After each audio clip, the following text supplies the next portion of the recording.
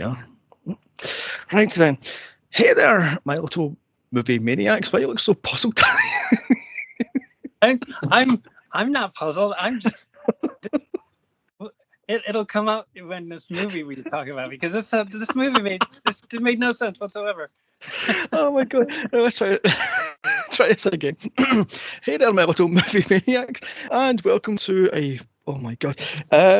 Where was I now? The 4th of July special of Midnight Movie Mania. I'm your host, John, and with me is my co-host, Spike. Oh my god. Hi there. Though the word special is probably misused. Not so special. I don't know. I mean, this movie is. I swear to God, this movie is a dare. So this is a dare. I mean, oh my God, what is in this movie? We have an undead zombie killing machine soldier. We have a psychic blind child in a wheelchair for some reason. Oh my gosh. Just saying it out loud, like, it just does. It's worse. Yes. We have a quasi-ancestral aunt and ex-wife relationship, which was giving me weird vibes. Okay then. And we have a teenager, looks about 12, who's obsessed with his, I don't know, uncle for some bizarre reason, but we'll get into this. Anyway, tonight we're looking at the little remembered 1996 Uncle Sam, just in time for 4th of July. I was going to go Friday 13th, 4th of July. I can't believe that this was little remembered. Oh my God. I'm sorry, but if you look up various holidays, this is one of the ones that they mention. But this is under... What is it? Comedy? How is this a comedy? I mean, yeah, I kept hearing it called a black comedy. Yeah, no. It's like, it's not really. There's nothing funny about it in particular. I mean, there's just nothing about it actually. But I don't understand. No. It didn't come off as a black comedy to me at all. No, this came off as a wannabe slasher. I think this was trying to be the next Michael or Jason, because this was not satire, it was not comedy, and it wasn't sharp enough, and it just wasn't funny. So there was it was just scene after scene of just killing people that you knew were going to die. Yeah. And like this, the first 5 minutes the first 2 minutes or 1 minute, 30 seconds that you met someone, you knew who was going to die and who was going to live. Yeah. I'm sorry, but this thing dragged. My Lord, does this drag? It's like, can we get on with it? Yeah. It's an hour and a half. You're right. It's only an hour and a half. It seemed like 2.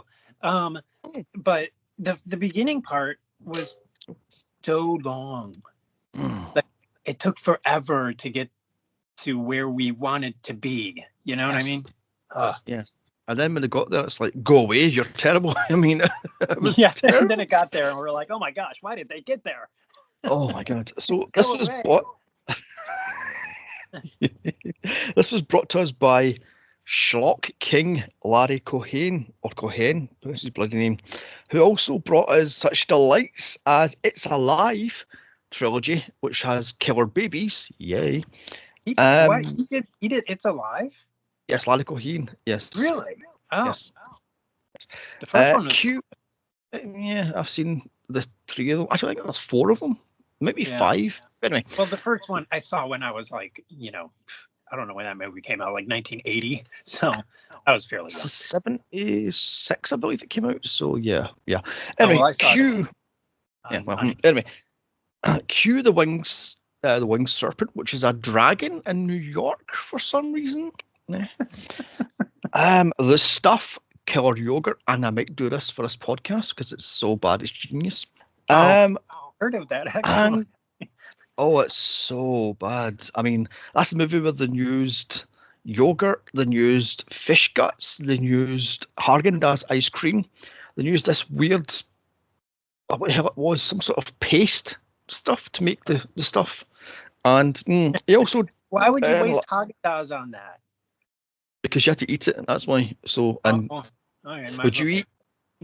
Would you eat fish guts mixed with yogurt? And no. Yeah. Well, if they So, were cooked up, maybe,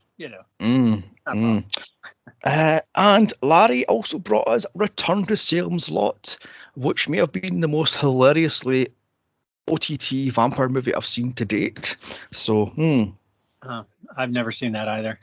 Oh my God. With your ringing endorsements, I don't think I'm going to see any of these movies. Like I say, Salem's Lot is bad enough as it is. That's the 1979 TV movie brought to us by Stephen King. Yeah. And Toby Hooper, I believe, directed it. So, yeah. And then about 10 years later, Return to Salem's Lot came out, and yeah. Yeah, I remember when The Return came out, but I was too young for the Salem's Lot one, because that was like 77 or something, wasn't it? Or no? 79. It would have been 79? Late 70s, yeah. Yeah, because I was going to do it for this podcast, but I changed my mind because no. It's just, terrible. Good old David Soul. What would the 70s be without David Soul? Oh, better. Don't do that while I'm drinking something. Anyway, this is also brought to us by William Lusick, who brought us Maniac Cop, which this movie screams. This is such a Maniac Cop ripoff. It's unbelievable.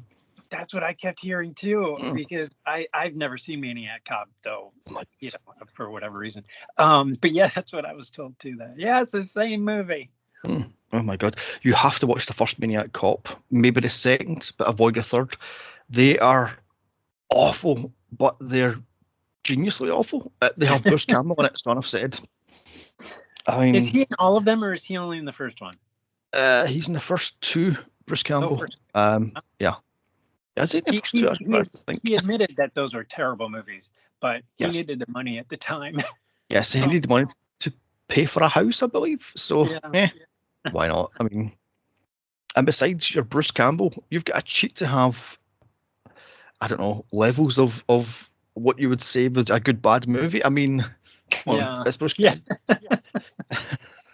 He's a great actor, though. You have to admit, he could be he is a superstar, but he could be even a bigger superstar with the right movie. Yeah. I mean, like I said, Bruce Campbell is the king of B movies, but he doesn't work as a straight actor. He has to be like tongue in cheek, and nudging and winking and elbowing your ribs sort of stuff. So, but yeah, like I say, I might actually do a Bruce Campbell movie for this. I'm trying to think. Anyway, moving on. And I swear to God, this thing is a dare.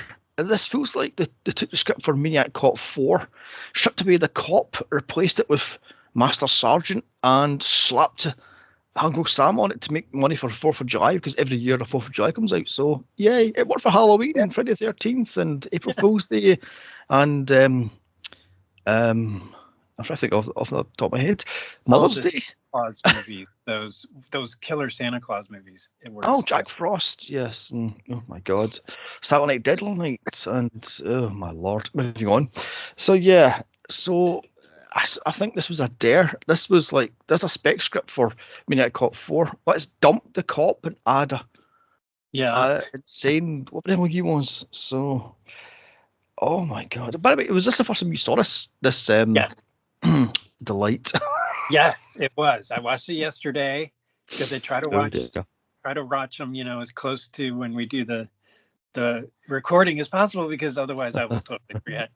And so, because I'm old and my memory. But yeah, it was the first time. I had no expectations, because when I watch these movies, if I haven't seen them already, I don't read about them. I don't do any research whatsoever. I just watch the movie and then do the research afterwards.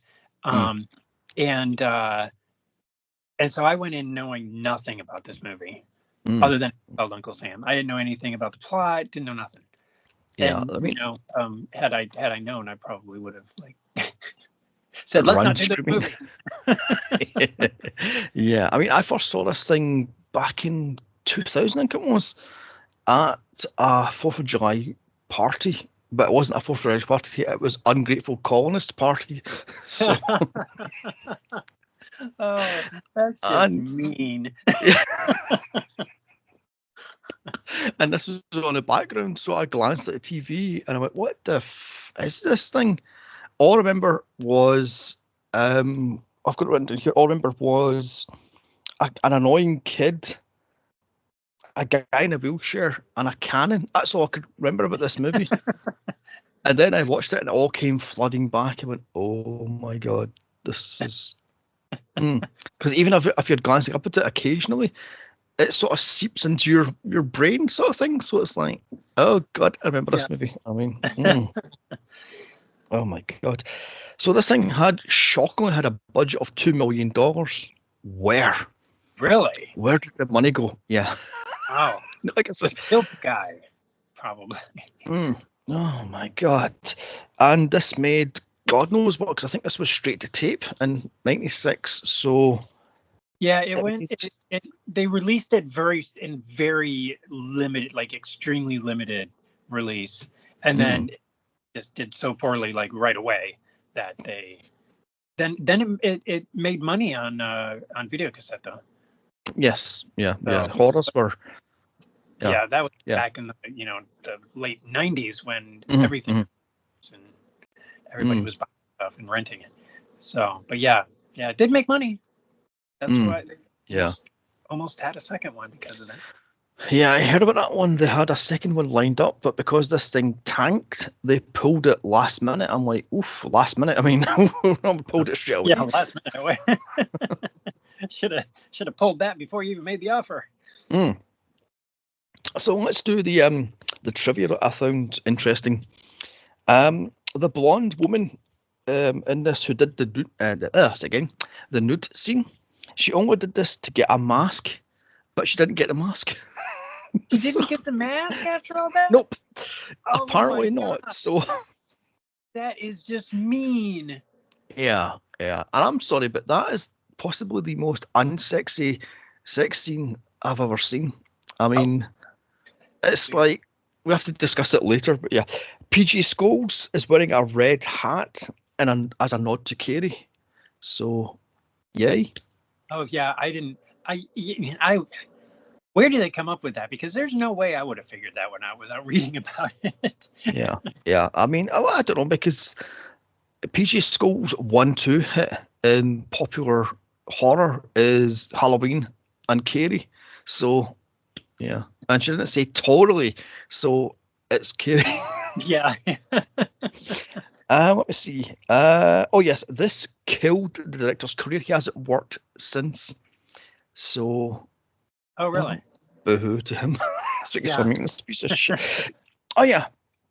The director had no permission to fire off cannons. That's a real cannon they fired off at 2 a.m. And the cops were called. They thought it was a real explosion. And they had to hightail out of that town immediately because we're going to get arrested. So I just love that. That made me howl with laughter when I've read that this morning, because you've got to be joking me. They were firing real cannons off and they didn't have a mission. And they didn't tell anybody that they were going to blow a house up. Who does that? They actually passed an ordinance after that they were never going to make movies in the town again. So, yeah. Because this town was like, nope, never again. We're not going to put up with that. Oh my God. I just love that one. I mean, God. So the cast, Isaac Hayes and PG Scholes, the rest I have never heard of. So. Yeah, there was some that I recognized, but nobody that. Well, yeah. I mean, Isaac Hayes. Let's face it, he saved this movie because he was really. Yes. I mean, he gave some like humanity to it and some, actual human being as opposed to people saying lines. So, yeah, exactly. I'm sorry, but some of the acting in this is like porn level. It's like, do you have emotion? I mean, Yeah, yeah. It's not, especially when, you know, this guy's killing everybody, and they're like, oh, well, we're gonna keep going with our party. You Yeah, know, what I love like, about it, I mean, I love there's no about it, nuance whatsoever. no, no, I love about it was the aunt is sitting on the back of a flatbed truck, eating popcorn, going, "Yes, my brother slash husband is back in town. Oh, help me!" I'm like, "Really, Yeah, love? Can you put some emotion behind that?" I mean, yeah. It's just like, and didn't her boyfriend die? Hadn't he died by that point? Wasn't that who no, he? no. No, he had died? The boy, he doesn't die until the massive explosion towards the end of the movie, and it's like, oh, look, the budget. I mean, Well, not her, it not was. her husband, but her boyfriend, the guy that she kept taking, that the boy didn't Oh, like. that's right. Yeah, Didn't he that's already die at that point? And she's just sitting there eating popcorn, thinking, "Oh, yeah, he's that's a good gone." point. Oh, Yeah, and I will say, I'm pretty sure I'm not going to watch this movie ever again, but I'm pretty sure the lead actresses switch roles halfway through the movie because one minute one of them's called Sally and the other one's called Louise, and then they switch becoming Louise. Another person. I was like, what happened? What? Is there but any? honestly, they were pretty interchangeable anyway. Mm, Right, so let's get the plot out of the way for this masterpiece. It's not So going to take very long, folks. no, no. Oh my God. 3 years ago in Kuwait, an American helicopter is shot down by friendly fire. All are dead apart from Sergeant Sam Harper, who somehow comes alive to kill the recon squad. Yeah. Weeks later, his body is sent to his hometown, where his sister, his widow, and his nephew await to bury him. The nephew is obsessed with his Uncle Sam, thinking he's a great man and not a bullying thug with a bloodlust. Over the 4th of July weekend, Uncle Sam terrorizes his hometown, killing everyone and anyone he takes a dislike to. It's down to his old drill sergeant and the town folk to put the zombie down, but can they do so? Eh? Yeah, yeah. I don't think we care. Yeah. I'm sorry, but I was going, how does I mean, They never explain, like, they never give you any explanation whatsoever as to, they don't even hint at it, as to why he can still be alive but not. You know what I mean? I mean, You think that they would just, like, I don't know, put something in there that would be like, oh, maybe that's what it, you know, there's nothing. There's nothing. It was just like, oh, this is our plot point, and you are going to believe it. yeah, I think this just tries to be, as I said, a new Jason. Jason just appears and he's unkillable because they say he's unkillable, and he just appears, and he's now a zombified serial killer killing dozens of people. And there's like, yeah, screw it, we'll just do that. Screw the whole backstory, how he comes back to after 3 years in the desert and buried under sand and Right. what? Yeah. I mean, they could have had it that he only comes alive the week leading up to the 4th of July, then he dies again. I mean, that would be Right. an explanation at least. I mean, because I thought July 4th was going to be something, you know, important, but it really ended up not being anything important other than a plot device for you know, the title of the movie, because there's no indication that he comes out to play only on July 4th.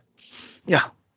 I mean, it would have been better if his birthday was the 4th of July and he comes back to life every single 4th of July to get revenge or what the hell it is. But nope, he's just a zombie because reasons. I mean, yay. Exactly. There's no supernatural anything going on. He's just alive. It's fine. You'll understand.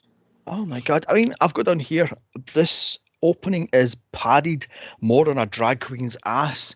This opening drags. It's like 5 minutes. It goes on, and you see the lights from the Jeep, and there's a sergeant there, and he goes, "What happened?" "Oh, there was a helicopter crash 3 years ago, and we just found it under sand." How? Yeah. No, they said that there was a sandstorm, and so it uncovered the wreckage, and so they were able to find it. Now, how it got buried to begin with, when they would have actively been searching for it when it was a new crash, is lost on us. But we don't. You just don't think during this movie, and you'll be fine. Yeah. And here we meet our villain, Master Sergeant Sam Harper, played by David Fralick. What was his name? He's badly burned / dehydrated. He looks a cross between Jason and Freddy, frankly. Yeah. I mean, he springs to life and kills everyone for reasons. I mean, why? Yeah, again, just an angry person, I guess. I'm guessing this movie was called Friendly Fire at first, and they changed it to Uncle Sam, because Friendly Fire is dropped about 10 times in this movie. I know. Yeah, I noticed that too. I'm like, that. I'm glad they didn't name it that, because then it's just like beating you over the head with it. But yeah. So once Sam kills what the hell he was, a drill sergeant, it just cuts to the most American titles I've ever seen. Oh my God, I was expecting to get hit with a hot dog, a sparkler, and a bloody American flag. What in the name of... Oh my God. When I see you, I'll bring an American flag with me so I can beat you over there. I'm sorry, but the Stars and Stripes, it goes on and on and on. It's like... Yeah. Whew, I thought the British national anthem was bad. It was like 15 minutes before we even know what's going, before the movie even gets going. Actually, it's longer than that, I think. I've got down here, these opening titles are giving me Captain America, the original Captain America, not original Captain, but the what's it called, the first Avenger, where he's knocking out Hitler and stuff, and that's what I was getting from that. I went, oh my God, so, oh my God. Oh, I've got to say, the Uncle Sam mask used in the stock footage is creepier than the actual mask used in the fucking horror movie. What was that mask? It's like... I know, it was terrifying. And the thing is, it's, when you think about it, that when I was a little kid, and we would buy those masks, the little kind of, the stuff that just went over your front of your face. They were just, even like, they were supposed to be like happy people, like a princess or whatever. They were just creepy as hell. And I'm like, why would children, why would children even want to wear those? But that's how they looked back then. They were creepy and ugly. Yeah. Yeah. Although I have to ask, do American towns have this elaborate parade with all the firemen and the ex-soldiers and the such? Yeah. Almost every town that can afford to put on a parade puts on a parade, even if it's just a little one. They almost always do. Even around here, Columbus has one. All of the surrounding communities have their own on July 4th. So it's just, Okay, fair enough then. So because we're proud of our heritage. See, that's the thing, but in Britain, we're not really a flag-flying country. I mean, we have... each country has its own celebrations and such, but it's like, we're not this sort of stuff. We don't sit and wave the flag. I've heard that that's a unique thing with America, because a lot of countries don't do that. A lot of countries don't. They are what they are, and it's fine. But when it comes to the United States, it's like, yay, U.S. You know what I mean? It's like there's so many flags around everywhere. I mean, in Britain, there are some parts of the country where you will see, like, oh my God, there's a flag here. Like the English flag is here, and over here there's a whatever flag it is. But it's like, it's just a flag. I mean, so anyway, so after 2 minutes of these titles, we meet the bane of this movie, Jodie, played by Christopher Ogden. And I swear to God, this little boy needs a good slap. He annoyed the shit out of me. Every single scene he talks back to his elders, he's disrespectful, he's digging out stuff constantly. I'm like, no, if that was me, I would have got slapped into next week. Yeah. My God. Yeah. I mean, I think he's obsessed with the military. He has jets and tanks and soldiers and God, and he has his uncle's medals and munition boxes. I'm like, what the? Where did he get a munition box from? Yeah. I mean, I used to have one actually. Oh, did you? Get in. I did. When I was a kid, I kept my toys in it. As one does. But yeah. So yeah, when I saw that, I'm like, oh, I used to have one of those just like that. Great. And I kept it under my bed too, which is even funnier. Okay, that's fair enough. I mean, also, did you catch the photograph that falls off the Betty table breaks, and it's a signed picture from Uncle Sam? I'm like, really? Who in the hell gives their nephew a signed picture for fix? Especially a psychopath. You know what I mean? Because he was a psychopath. I mean, everybody said so. And so he's just like, I'm surprised that there weren't little curly cues on his signature and little hearts around it. It's so off-brand for the character. Yeah, I mean, I'm sitting there going, I've got what, about 10 nieces, nephews myself, and about 7 what they call grand nieces, nephews. I don't sit and go, hey, have a signed picture. I mean, for crying out loud, it's like, oh my God. I also got down here, did this suggest that because Jodie cuts his feet and bleeds on the picture, that brings Uncle Sam back to life? But then it goes, no, he couldn't, because that was done, unless the time difference thing would explain that. But that's a stretch. Yeah. Again, there's no explanation. So I wish they would have connected something supernatural or something creepy with his waking up, and they never will. Yeah. I love the fact how he cuts his foot, and his aunt / mother / I don't know who the fuck this woman is. She gets a band-aid and just wipes a wee bit of cream on it. I'm like, don't take the glass out of his foot. He just puts it up. Yeah. And he was so nonplussed about cutting his foot.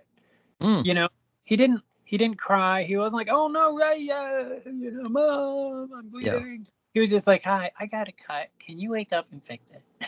I mean, he's acting like it's a splinter of wood, not a big shard of glass. It was a big shard of glass. I'm like, yeah, I don't think so. He's supposed to be, what, 10, 11? That kid would be screaming that house down. Exactly.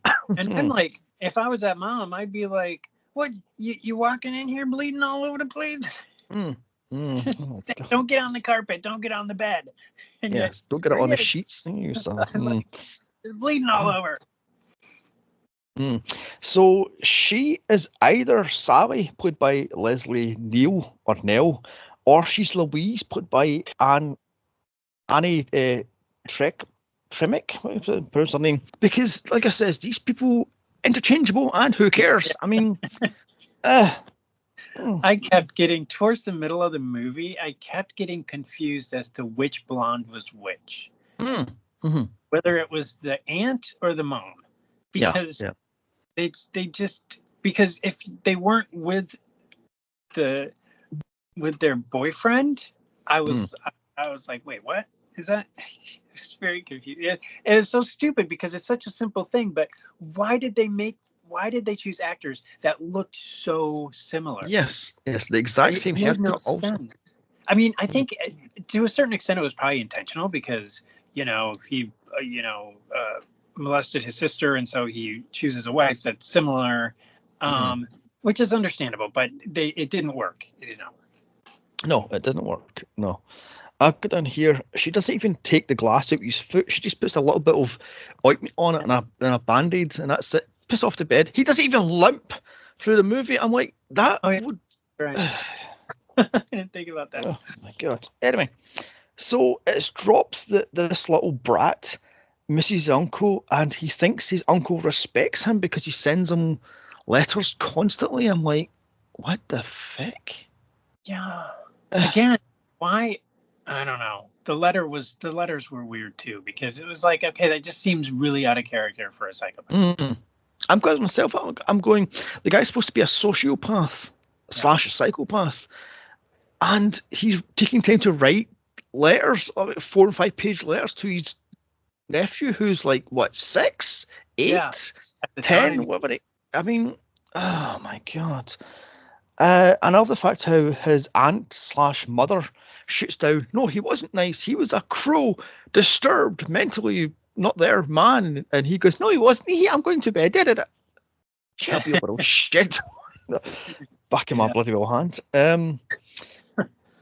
So outside, up pulls Sally and her boyfriend cop, Deputy Phil, played by Matthew Flint. By the way, it's 4 a.m. Where in the hell were they to?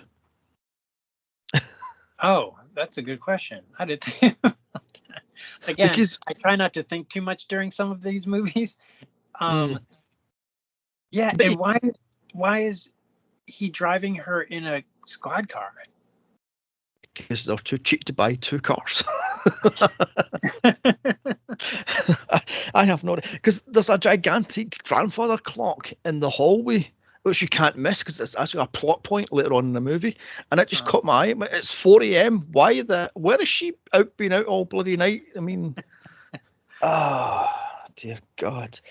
So up walks creepily Sergeant Twinning, played by Bo Hopkins, to tell her that Sam has been found and the body's returning to her in a matter of days. She gets into hysterics, a panic attack, and hits on her creepily. And I'm going, yeah, mate, it's 4 a.m.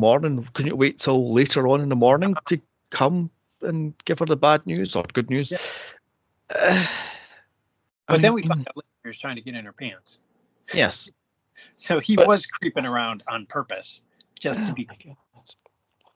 He says you can have a full military honours paid for the military. She goes, no. We'll bury him next to Mom and Dad. Wasn't that nice? I mean, yeah. I'm like, okay, I hate him, but we're gonna bury him in the town. You'd be like, I don't care, just take him away, and you know, especially if she hated him so much, which clearly everybody did. Yeah, the whole town hates him, but let's bury him next to his mom and dad. How about you use that plot for yourself, love? Put him in God knows where. I don't know. Is it Arlington National? Yeah. What the hell it's called? Arlington, the police building. Yeah.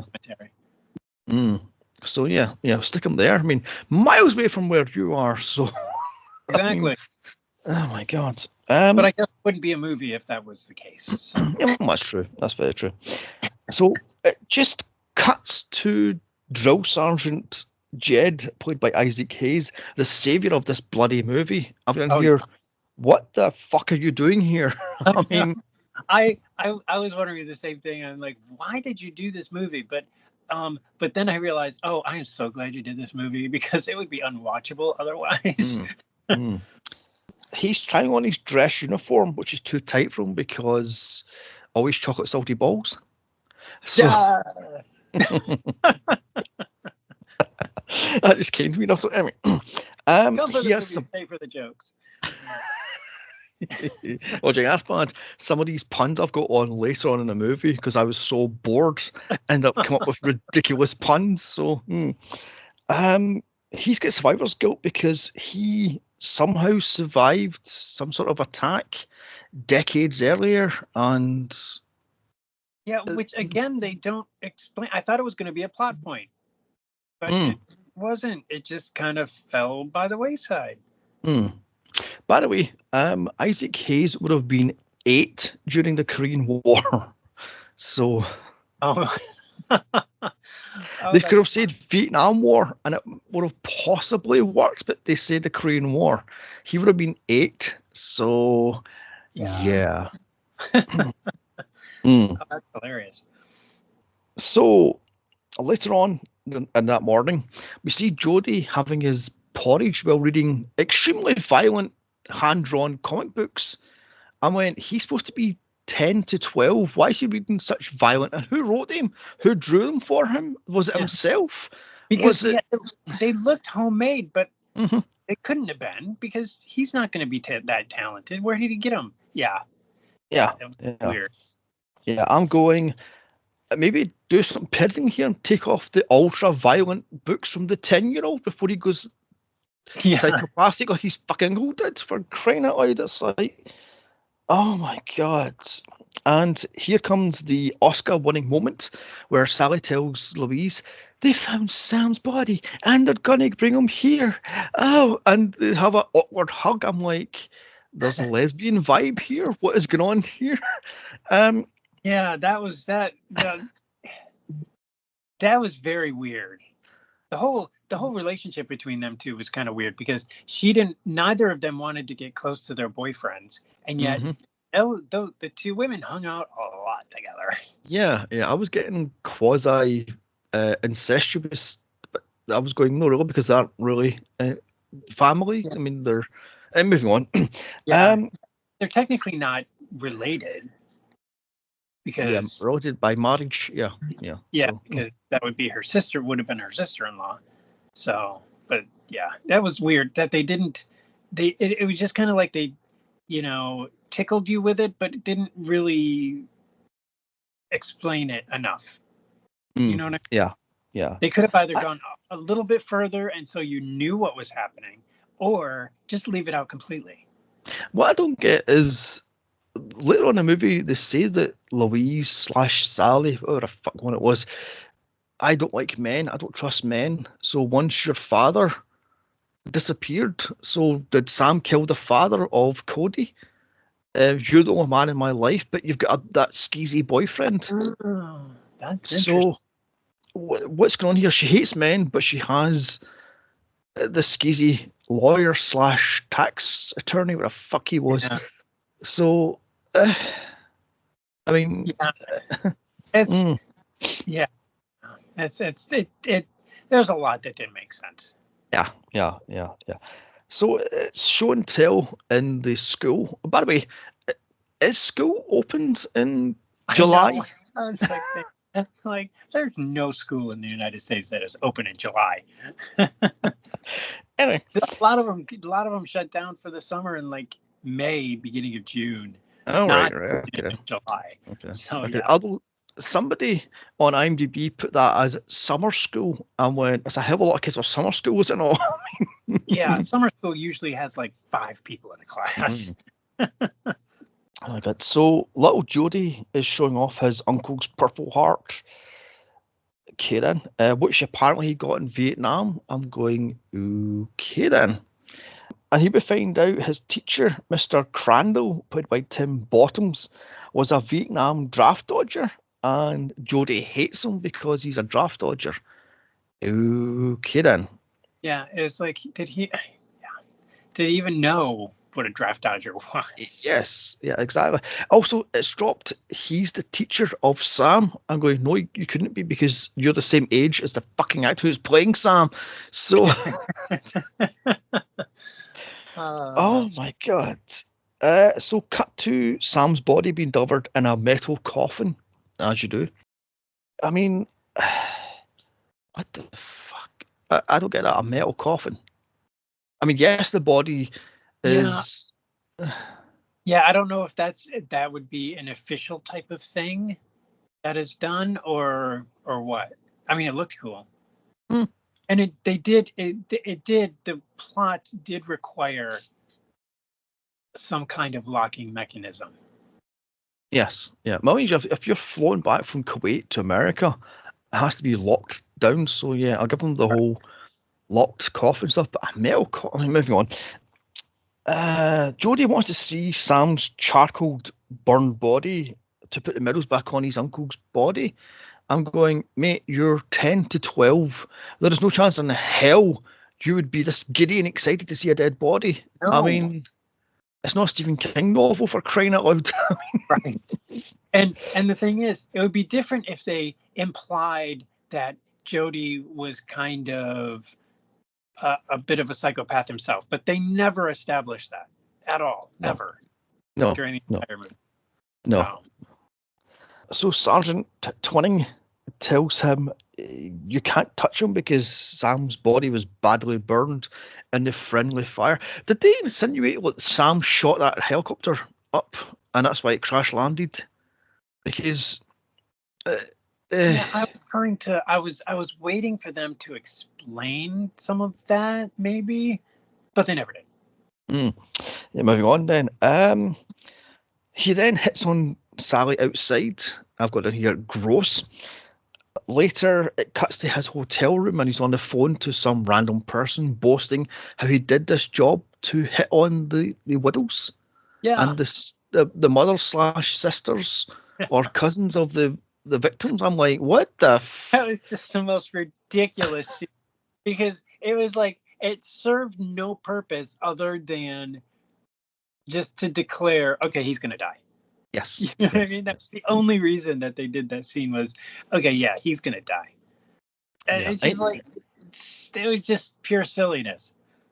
And he goes, he's got a 750 batting average. Really, mate? So for what is that? For every 10 people, you get 7. Yeah, I mean, I don't watch baseball, so I have no idea what a 750 batting average is. But I know it's I don't know if that's even good. Yeah, I have no idea myself. Well, 1,000 is the highest, right? When you're batting 1,000, so 750 is 3/4. Yeah. I guess I don't know. I haven't played baseball. Yeah, sports. Yeah, I haven't played baseball since '93, and I was terrible at it. So, I mean, I played softball, but I wasn't very good either. It was fun. I loved doing it, but that wasn't not great. And I have no idea what my batting average was. No, and in high school, I was the shy, quiet geek in a corner, reading stuff, and discussing movies and TV shows and such. I was the quiet geek. I was not this sports star jock. So, anyway. By the way, I've got in here, is everyone in this town a complete asswipe? Everybody's unlikable. I mean...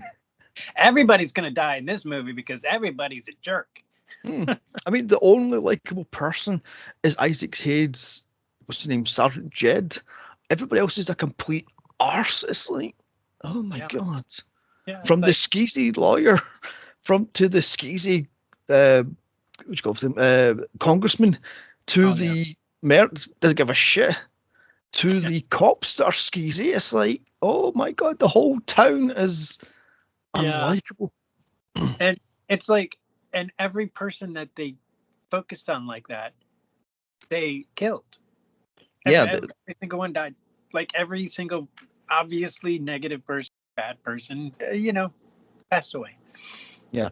And by the way, what exactly was Sam's morality thing? Because he goes after a teenager with 3 joints. I'm going, really, mate? You're going to kill some random 16-year-old because of 3 joints? I mean, really?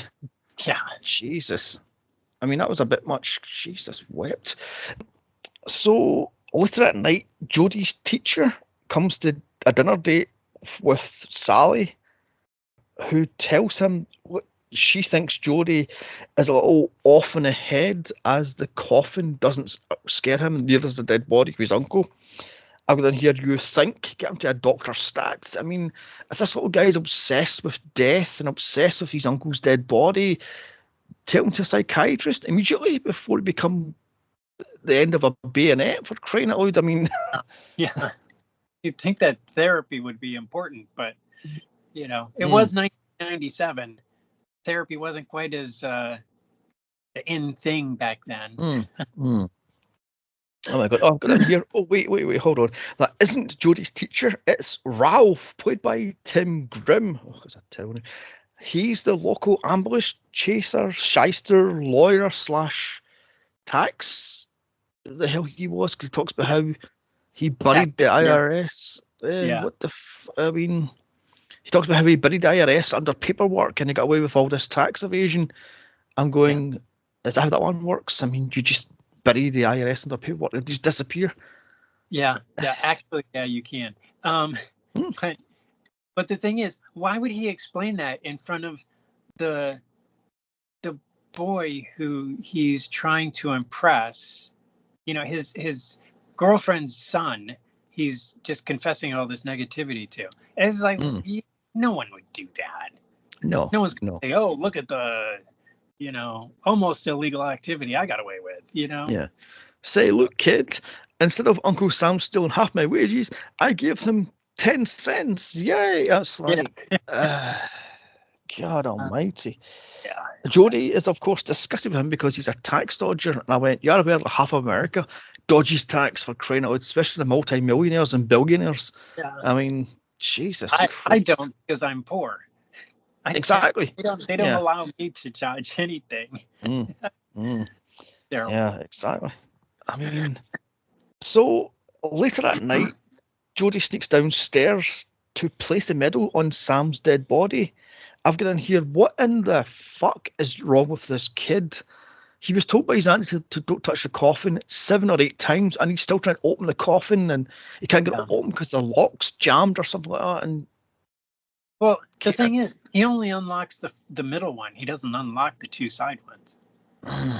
Because there's 2 on either, and there's 3 in the front of that thing, and he only unlocks the middle one. So of course it's not going to open. Did he not see the other locks? I don't know what that was. I have no idea. And of course, this somehow wakes up Sam's dead body as his hand starts to twitch, and ooh, scary. But yeah, I mean, we already know he's going to be alive, so why bother creating anticipation when we already know that that's the plot of the movie? Yeah. And the next morning seemed wasted film. Yeah. I guess they're trying to have the, oh my god, Sam's came back alive to get revenge on the town or revenge on whoever he hates. But I'm going, he already killed several people back in Kuwait, so why are you? And there was just no. There was no plot string through all of it. It was just he's just angry.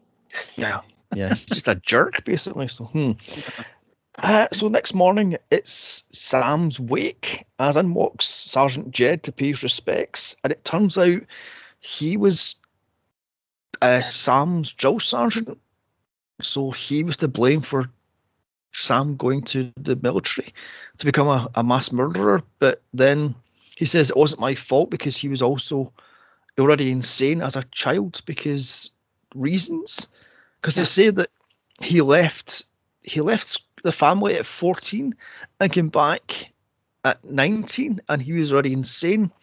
So where did he go for 5 years? What was he doing? I mean,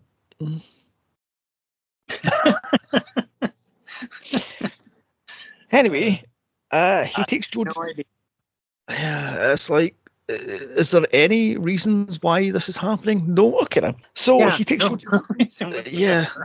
Yeah. I mean, oh my god. And also, this is the most inappropriate thing ever. He takes Jodie outside, sits him on a little porch swing and says, my leg is fake, but I'll still have my balls. Don't worry about it because I can be a dad and a granddad. I'm like, the little boy's 10, 12. Right. And why is it what's the point of the wooden leg anyway? Because again, there was no plot point made with that information. It was just a and he limps through the entire movie. Other than that, they never bring it back or talk about it. It was just the weirdest thing. They just kept doing little things like that where they would bring up a topic and you would think, oh, this is going to play into it somehow. And then it just never does. It just doesn't. I'm like, okay, what was the point? I'm guessing this whole wooden leg thing was Isaac Hayes saying, give me something to do with this character because there's nothing on this page other than a PTSD-driven ex-soldier. So I'm guessing the whole fake leg thing. I mean, but why is it wooden? Shouldn't it be metal? Yeah, I would think it would be like a real prosthetic, not, a 1950s prosthetic. Yes. Oh my God. Also, he tells Jodie that Sam wasn't a nice man. He was a killer for the sake of being a killer. He did it for himself, not his country. And Jodie's like, no, he wasn't. He was a nice man. He wrote me letters and sent me a signed picture and gave me a munitions tin to put shit in. So he's a good uncle. I'm like, oh, Jesus wept. I've got on here, take this little kid to a psychiatrist immediately because this little boy is one bully away from shooting up the school sort of thing. Jesus Christ. I mean, so Sergeant Jed leaves and this pisses off Jodie, and he just shouts at Ralph, the tax invading lawyer, for reasons, and he's grounded because his mother slash aunt. How do you talk to an elder like that? You go to your room, you're not going to the party, and the blah blah yakety schmackety. Yay! I mean, and then again, that whole thing served no purpose because he ended up leaving the house anyway, even though he was grounded. Because I thought he was going to be grounded and then somehow something's going to happen with the house or something. You know what I mean? Or that there's a reason that they kept him in the house for plot reasons. But then he just leaves anyway. And it's just like, oh, yeah. Okay. Well, that was kind of, and again, wasted film. Yes. I also got down here, Jodie is annoyed at Ralph because he's talking smack about America. And he says, if my Uncle Sam was here, he would have kicked your ass because you can't talk smack about America. I would down here, switch for the land of the free speech and Bill of Rights, not malarkey. If you don't agree with somebody, just kick the shit out of them. Right. What happened to the, what is that? I have no idea what the amendments are in the Bill of Rights. Yeah, the first. Top of my head. I mean, freedom of speech. Yeah. We can do whatever we want and not get in trouble for it, unless you're, a fire in a theater. Yes. I've got it here. So instead of that, you just kick the shit out of the person. Meh. I mean, rah America. So moving on swiftly. So before I get in trouble with American listeners, so the clock strikes midnight. It's the 4th of July. Dun dun dee. Sam rises from his coffin, and wouldn't you know it, some teens are burning the American flag, as you do. I mean, rude. That would happen in a movie like this. Yes. And I love the fact how the extra who's holding the burning flag clearly has no idea what he's doing with it as he's going around, and it's burning parts of his hair, and I was like, what the fuck, put the flag? I hope you were a stunt man and not just a regular actor doing that, because he was just catching everything on fire. He just swings it around his head, and big chunks of it are flying off, and it's cinders of the flag. I'm going, okay then, you have no idea what you're doing with that flag, do you? As I say, would you know what? The teenagers are setting fire to the flag, they're pissing on his grave, they're spraying swastikas on his grave, and that's pissed off Sam. So he goes to kill them, not before stopping by Jodie's to get his medals, and he pins the purple heart on his heart because symbolism. Well, yeah, it's kind of like the Wizard of Oz. Oh my God. That was literally the first thing I thought of when he pinned that stupid heart on him. I was like, oh, he's like the Tin Man. Very Tin Man. He then creepily watches his sister sleep. I was like, oh, that's just creepy. I mean, he then goes out to kill the teenagers, but not before taking out a peeping Tom, Uncle Sam, who's on stilts, as he's spying on some random blonde who's just out of a shower, balk naked, and he's standing on the, what is that, 12-foot stilts? 15-foot stilts? I mean... And again, that scene was really long. Because they showing him, and then showing her, and then showing him, and then showing her, and back and forth. And it was like, oh my gosh, just we know what's gonna happen. Just let it happen. Yeah, I love the fact how as he's running away, the slowest chase scene in the world, by the way, it's like, can you maybe she Well, goes it's funny at the very end of the movie, if you watch through all of the credits to the very, very end, they show the stilts guy falling in front of the house, and the worker people like, oh my gosh, run up to him like, oh, are you okay? Oh, it was great. It was great. I don't know if you watched to the very, very end. Yes, I did. I could 3-second scene of him falling. Oh my god, that was the best part of the movie. Should keep that in front. So she screams at him, oh my god, don't you pervert me again. This has now been 4 or 5 nights in a row. I'll call the police.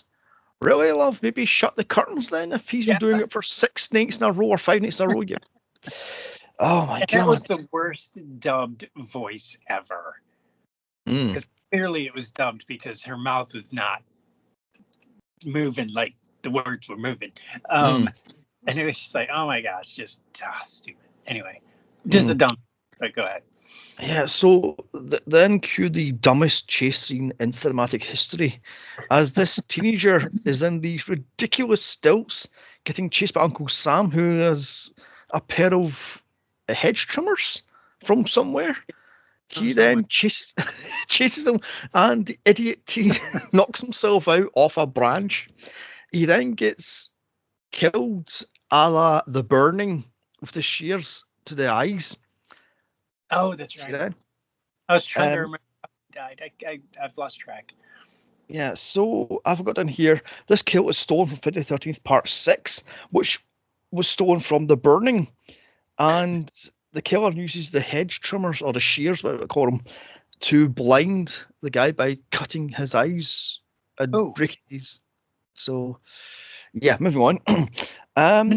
Now, I have a question for you, because when the stilts guy is running away, at some point I realized he's being followed by Uncle Sam. But when did that actually start happening? Because it was like he was just running away like, oh my gosh, she's going to call the cops.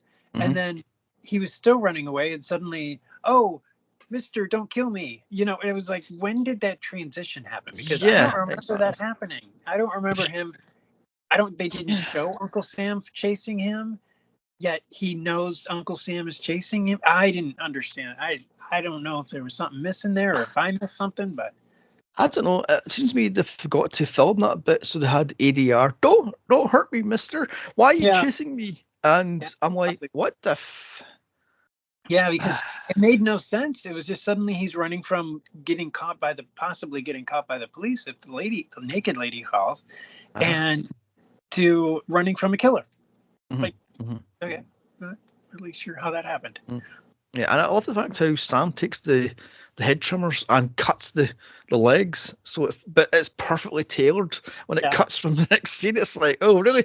Perfectly In fact, when I tailor my clothes, I only use garden shears. There's no better.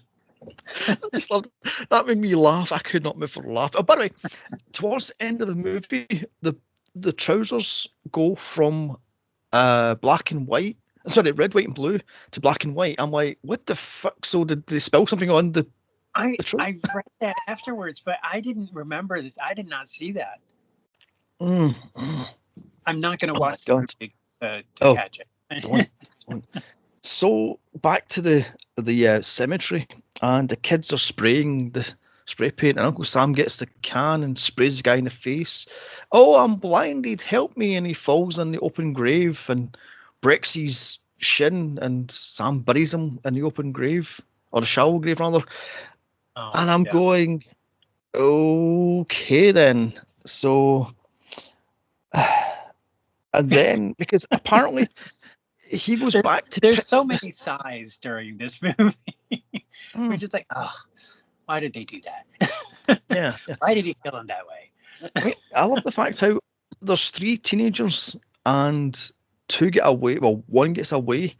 The other one goes back for his friend who has to piss on the grave because spray painting a swastika on it and spray painting all over it wasn't enough. You got to piss on it.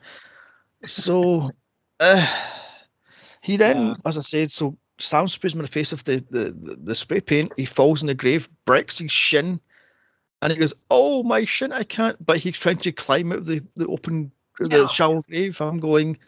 Notice that. I'm like, no. Okay, so his leg is like completely broken, and yet his hand, he's crawled up far enough that his hand can reach the top of the soil. Like, how did that happen? Now, I've actually broke my shin in the way that shin was broke, and I could barely move, let alone crawl up fucking 9 feet of soil and grab the fucking top of the bloody. Oh my God!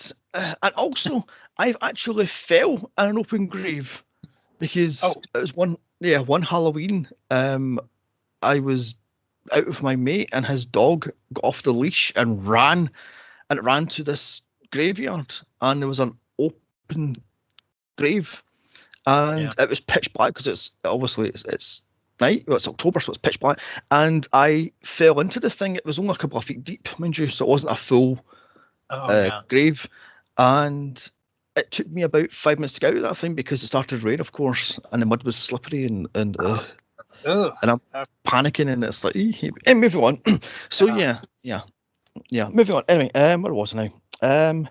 Next, he hangs a teen by the neck by getting the world's thinnest rope. By the way, would that even hold his? Like, where did you find that? That's twine. Oh my God! And I like that was not standard flag rope. I don't know why they chose a rope that just literally looked like yarn. And he just wraps it around his neck once and hoists him up the flagpole. I'm going, would that even hold his weight? I mean, that would just go boom. I would think so. And with the cable that thin, with a rope that thin, it would just cut through flesh with his weight. Yes. So I don't know what I don't know. I wish they'd make these movies more realistic. I've got down here. This kill is stolen from Sleepaway Camp 2. God damn you! So, I did like that. Was one of my favorite kills though in the entire movie was when he raised him on the flagpole. I love the fact how he hoists him up and his neck snaps, but his legs are still twitching. I'm like, it's a teeny bit of realism there because it would take about 5 minutes for the brain to die because he's been moving on. The spinal cord had been severed by that point. Yeah, well, I suppose. So that morning, or later on that morning rather, Jodie's teacher is killed by an axe to the head. I mean, I always thought history gave you a splitting headache, but there we have that one. And I've got down here, get Spec to explain why Washington had an axe. Why the hell did Washington have an axe? Oh, because it's about cutting down a cherry tree.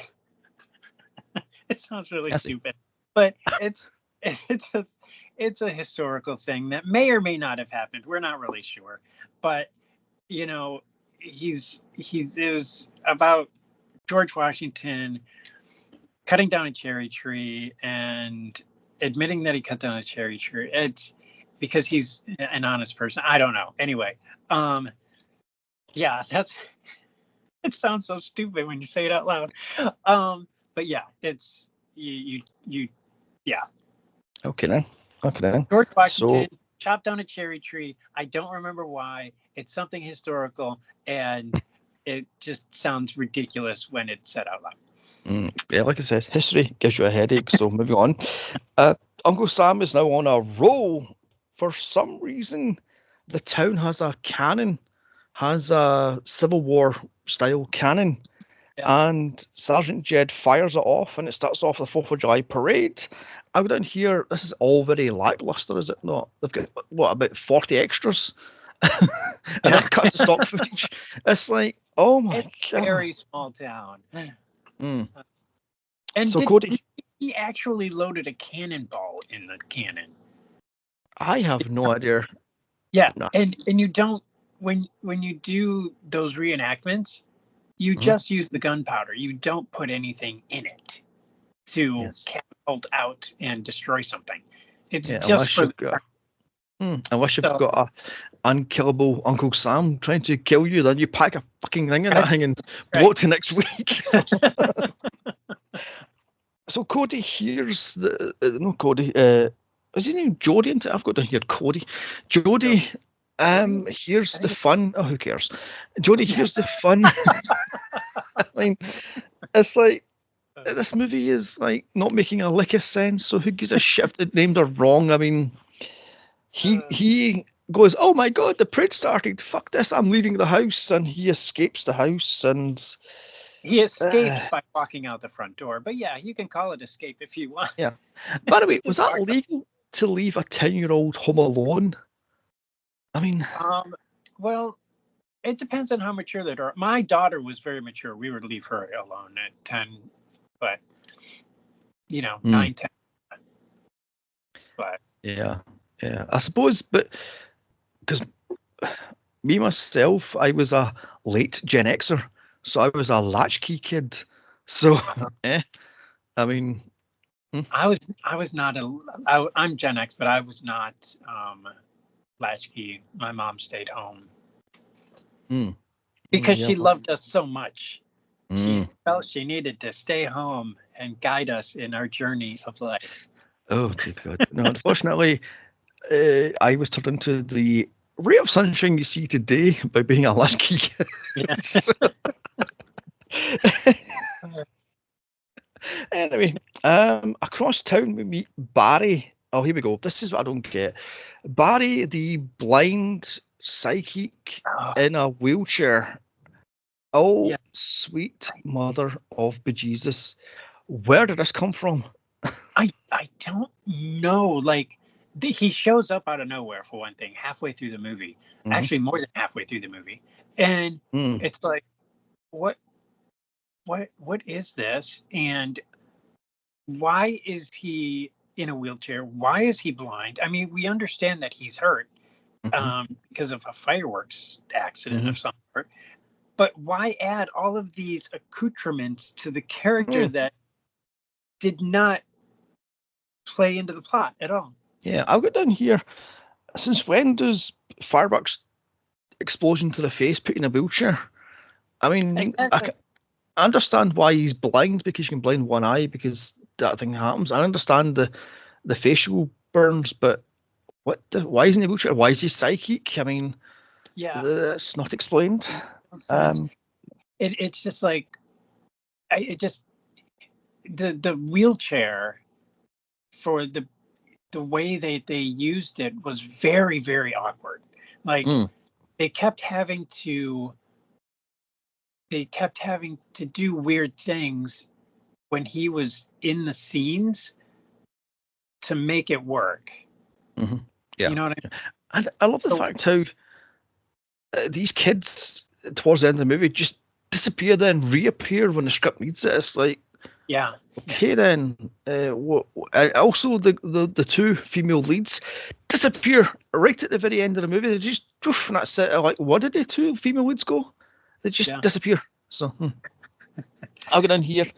These burns are so bad it puts Dr. Loomis to shame. I mean, honest to God, Dr. Loomis from Halloween 5 and 6. Move on. It's funny that you could have such a great looking Uncle Sam bad guy, and then such poor facial, fake facial burns on the kid. It's just like, because if you weren't paying attention at first, I didn't even notice he had them.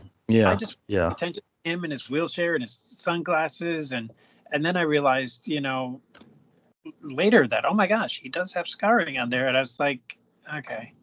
Yeah, I mean, also, if he had half his face blown off or burned off, how does he wear sunglasses? Because he's got the both ears, so wouldn't one ear have burned off? Yeah, that's true. So, can you just put white contacts in and said, oh, he's blind in the eye? it almost comes off like they didn't really think through this character. Well, I mean, they didn't think through any of this character, but they didn't think through this type of this particular person. And it was just like they threw him in because they needed someone to be able to. They needed him for exposition. Yes, yes, exactly. Bad guy is going to do this. He's going to go do that because I'm psychic, and for some reason I know. You know, to me, it feels like he's Dr. Loomis from Halloween. Literally, Dr. Loomis from Halloween with the facial burns.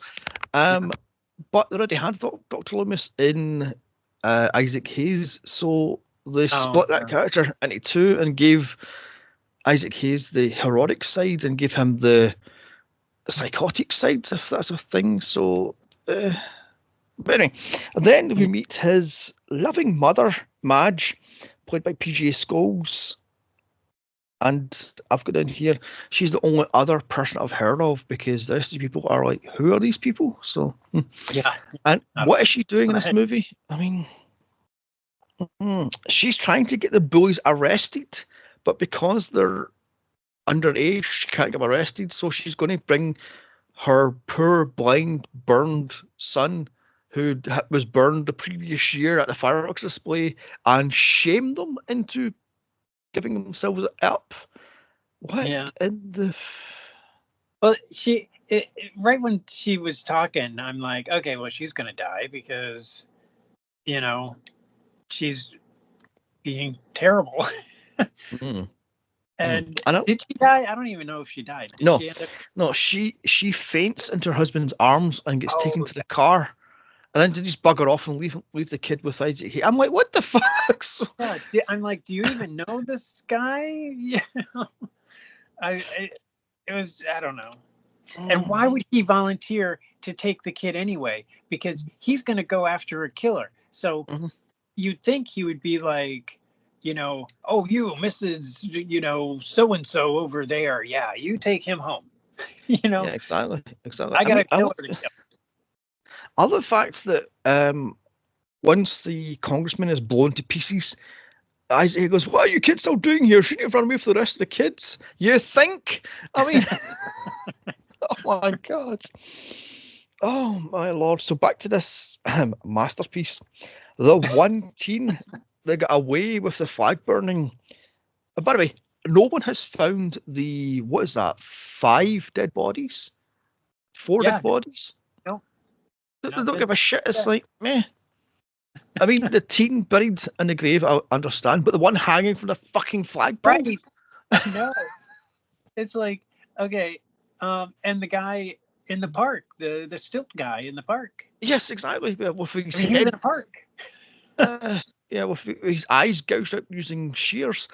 Yeah. I'm like, what the? He's lying there half naked. It was like 6 people died before they finally found a body. Yeah. And then nobody panicked about it. Everybody's, oh, it's a body. Oh, well. That's interesting. God. You know? So this guy sings the American national anthem so bad, Roseanne Barr's cringing. I mean, that's a 90s reference. Why did they throw that in? Was it supposed to be funny, like to us as an audience? I found it just like ridiculous. So I'm thinking, okay, well, they're just showing that he's going to die too. Yeah. And I think actually, didn't he? Oh my God! Yeah, he dies. Yeah, he gets potato sack guy. Yes, I've got a pun for him later, so we'll get back to him in a minute. I won't spoil it. Go ahead. So this is what I don't get. Uncle Sam does the whole creepy uncle thing and touches Barry. I'm here to kill them for you, Barry. I'm like, oh, that's creepy Michael Jackson style stuff. The whole touching with the white glove in the face. I'm like, oh, that's creepy. Fuck away from. And Barry's doesn't seem to care too much. You know what I mean? Oh. Yeah, instantly he's psychic. I'm like, oh, okay then. So how that one works? You get touched inappropriately and you're instantly psychic. I mean,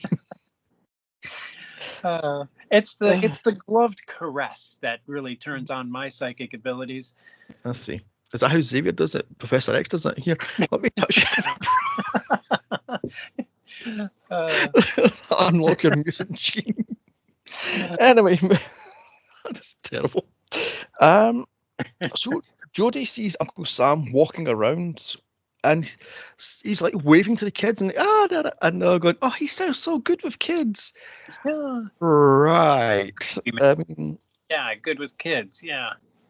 mm, It was. I will tell you that was a great mask for Uncle Sam.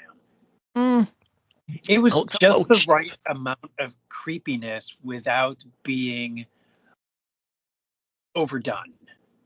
Yeah, although I would have took the one from the stock footage in the titles, used that mask or a similar mask to that, because this one looked a little cheap for my liking. I'm like, eh. And what's with But it was the kind of Sith Lord supposed to. eyes? He stole it from the stilt guy. Yeah, You know true, what I mean? true. Okay. But what was with the yellow Sith eyes? I'm like, why does he get yellow eyes? I mean, I noticed that. I'm like, what? Why did they do that? Because it made him a lot less creepy by having really super fake yellow eyes. yes, it should have been Had white. he had more milky eyes or Yes, something yes. more more human and not like demonish, I think it would have been a lot more effective. Yeah. I mean, I was going, the mask kind of works, but the eyes are the killer. No, it doesn't work. Those No. eyes are just trying too hard to be creepy, and it doesn't work. They should have been milky or white. I mean, he's supposed to be And it's not burned. like and now in today's world it's a little different because now we have contact lenses that you can buy online that do the same thing. So we're not shocked to buy it as much anymore, but still it was ineffective. Yeah, true. Although in saying that, they had white contact lenses in 1973 for Exorcist. This is 1996, so why stick some white contacts in? Boom! I mean, yeah. So up pulls a limousine, and the slimy Congressman Cummings, played by Robert Foster, walks out. And why the fuck is he there to get the Rube vote? I don't know what he's doing there. It makes no sense. I mean, again, it would be different if he. I mean, it would be different if he was a plot point, but he was never really a plot point other than a kill. Yeah. That was the only reason why I was there. Yeah. It was like, why make him a mayor? Why not use the mayor of the town? Or not mayor, but I don't know. It didn't make. Yeah. It just made any sense. Yeah. I mean, I have no idea. So it's dropped that the congressman has to show up to this town, and every small town in this state of anywhere in America, because he has got 14 phantom employees, and it has to justify the money they're spending on the 14 employees. Yeah. So that's dropped. And what's with the whole sunglasses on, sunglasses off thing? I mean, I don't know. Again, it just seemed like, I don't know, like they were trying to make a funny thing, and it was just not effective. It just didn't work. So yeah.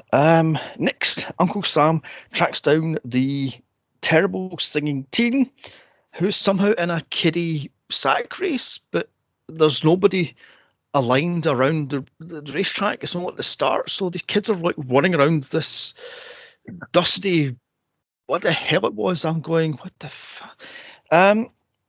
The kid, it shows you the teenager like pushing the kids down and throwing them at the road. I'm like, what the fuck? They're kids, you son of a. So not only and they have to establish that he's a terrible person so he can die. Yeah, not only is he set fire to the flag, is he disrespected the national anthem, but he's a bully to kids. God damn you! So yeah, so he deserves it. And somehow he falls down a hill and falls. I've got down here. He falls down a hill better than John Doe from Freddy's Dead, as he hits every single boulder on the way down, and then he stumbles forward as I'm like, what the fuck? Yeah. So, oh my gosh, I was like, when are you gonna stop falling? Come on. It's only an hour and a half movie. oh my god. Oh my god. So Uncle Sam stalks him, Michael Myers style, as he goes, "Oh, look, there's a guy over there. Nice costume, mate." He then goes to the next row, and another person standing there, then another person, and Uncle Sam shows him just how much of a peach this guy is as he cuts his head off. So, yay, because it's a peach orchard. Yay. There we go. Okay, I'm glad you explained that to me. I missed that one. Oh, that joke was laboured, my lord. Anyway, moving on. Sam gets a BB gun, and I'm going, why is there a BB gun? I'm moving on. He shoots Ralph from the metal duck things, and the guy goes, "This is for charity." Right. Oh my gosh, that was so stupid. Because it's dropped that Uncle Sam was a gunner, therefore he's a crack shot. I'm going, he's a helicopter gunner. You don't have to be a crack shot. You just go and mow them down. So, yeah, I mean, not that I've ever been in a helicopter before, but you know, that's what I imagine. But yeah, that's stupid. That thing with the gun and it was. I'm like, okay, for one thing, most of those are going to use air. They're not going to use. They're going to use pellets. They're not going to use BBs. So it's not going to be lethal, but I knew it was going to be. Yeah. By the way, could a BB gun actually shoot right through the skull? I mean, wouldn't it be like lodged in there? Because I've actually shot something. Even if you pumped it to its highest, it would not have that much force. I mean, it's enough to kill a squirrel, but it's not going to puncture a skull. I mean, I've actually shot someone with a BB style gun in the 90s by mistake. I thought it was unloaded and it was loaded, and all it did was it dug into the flesh part of his leg, and I had to pull it out, and it was perfectly fine. A little band-aid on it, and it was fine. But I'm going, that thing went through his skull. Couldn't have shot his eye out. I mean, that's the whole point of BB guns, to shoot somebody's eye out. So exactly. That was a Red Ryder BB gun. That's why I did all that damage. And Louise goes, "Are you giving me the cold shoulder? Oh, Sergeant!" And he just falls off the chair dead because he's Lincoln and he gets shot in the head. American. That was very funny to them. And then she screams, and then, like we talked earlier, she's sitting on the back of a pickup truck, just eating popcorn, talking about her not even talking about her dead boyfriend. No, she's eating the popcorn. Oh my God, Sam is back, and I'm like, she's okay, love. Maybe she's concerned about Sam being back. Yeah, take two, love. I mean, give it some oomph, Okay then. No, it was like she was just, it's like she was a soap opera actress, and just how soap opera actors are just like bland. I don't know if you know American soap operas, but they tend to be very bland, and that was just like how it was. It was just like terrible. No, I'm sorry, but in the 90s, the late 90s to the early noughties, my guilty pleasure was Sunset Beach. So, if you know that was terrible, but it was deliciously terrible. So, yeah. Mine was Melrose Place. Oh my lord! Oof. That was fantastic. What a great show! I watched the entire run of that show. Oh my God. Never missed it. Oh my God! I thought you were going to say 90210. Oh, that was a piece of. Oh, that was terrible. I couldn't take 90210, but once Melrose Place started, I was like all in. Especially when it turned into they had the first season that was kind of bland and boring, and then they turned it into this outlandish soap opera in the second season, and I was like, I am all in. This is fantastic. Okay. To be honest, I don't think I've ever watched a full episode of Melrose Place. I saw bits and pieces, but yeah. Oh, yeah. I'm sorry. And It's of one of course, those shows that if you just can't start watching it in the middle, you have to really watch it from the beginning because just everything that happens is just so ridiculous. And it's fantastic in a most ridiculous way possible. yeah. And of course, in the 80s, we were hooked on Dynasty and Dallas because they were Oh yes. awful. But I mean, Yeah, the show. I was a Dynasty person. It was like you were either a Mm, Dallas person or a Dynasty person. I was totally a Dynasty person. hmm And I Yes. watched the Yes. Colbys even. I was such a Mm. Dynasty person. I watched the Colbys. It Oh was my great. It was the 80s were great. Love Boat. Oh my gosh, so much good Mm. TV. Terrible. Yeah. I'm sorry, but the only thing I remember about Dynasty or Dynasty is Joan Collins' shoulder pads. How bigger and Oh bigger, yeah. the more she's a bitch, the bigger the bigger. Yeah. And of course, the multiple cat fights and the, oh my god, I'm falling in a pool. Oh, and then there's a fight in a pool or in not a pool, a fountain. Like, oh, you bitch. You know, so anyway, moving on.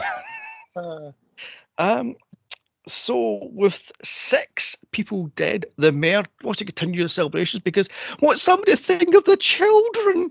I mean, I'm going. yeah, that's right. I remember, yeah, when he said that, I'm like, okay, well, I expected that, but I didn't expect it to sound as stupid. Oh my god. But you know, it's okay.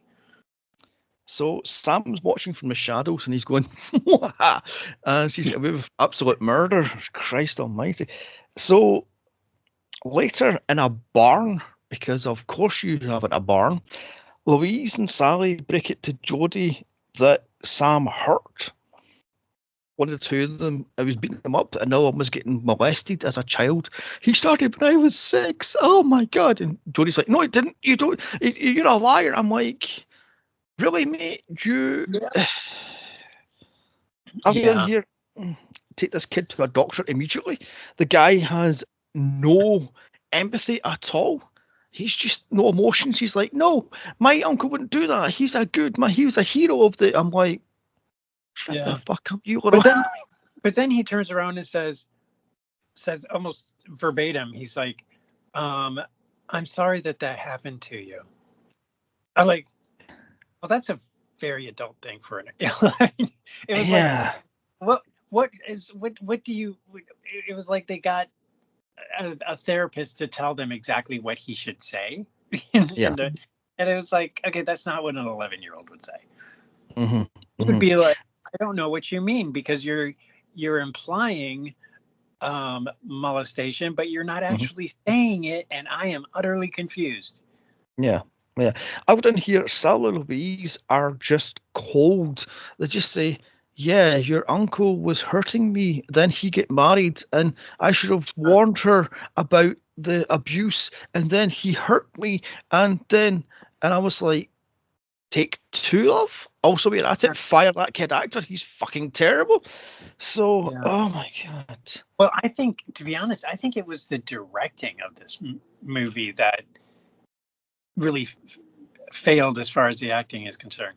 Because I mean, there were hints that these actors could all do better, you know, and I kept thinking that throughout as I was watching the movie. I'm like, these actors are better actors than what they're doing right now, and whether that means that the director is bad or they just don't have, you know, their own vision for this terrible plot. But yeah, I felt like they were all could be better, and I've seen some of those actors before and they were better. So I suppose that's true. You know, I don't know. Well, like I says, the only 2 people I knew from the cast was Isaac Hayes and PJ Stolz, or whatever his name is. The rest of them, I'm like, I have no idea. Although the congressman kind of looked familiar, but I couldn't finger him. I was like, The congressman I knew, his assistant I knew, of course the creepy, you know, sergeant guy in the beginning. I know. The school teacher. I knew. I've seen him in a lot of things. So there's 6 people right there that I had seen before, and you know, okay. You know, they they're better actors than what they did in this movie. Yeah, maybe this is just a lackluster script with a terrible director who hasn't worked since.